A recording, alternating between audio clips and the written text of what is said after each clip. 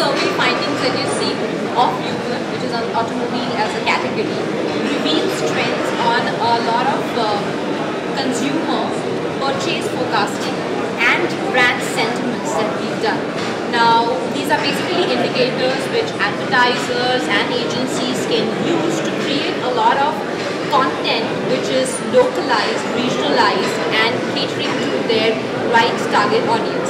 Now, in terms of the respondent sets, we'll be surprised to see that there were more than 180k respondents which came to us, out of which 68% were male. The key findings, if I could say, would be that half of the respondents that came and did the survey on Yougov in a non-gratified manner were actually looking at purchasing a car in a year's time from now. Almost 68% were males who took.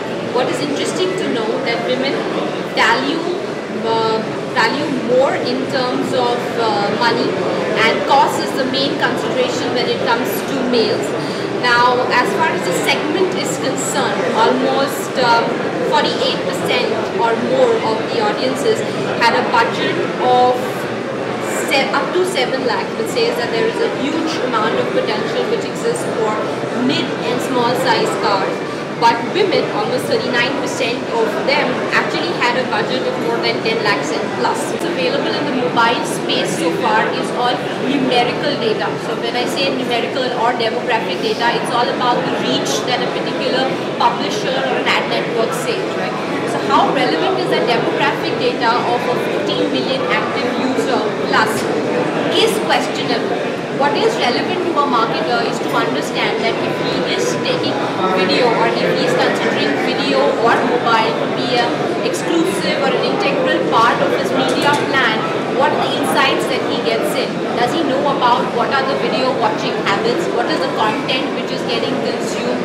At what time of the day it is getting consumed?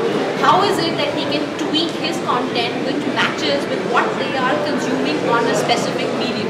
Now that is something which interests the marketer.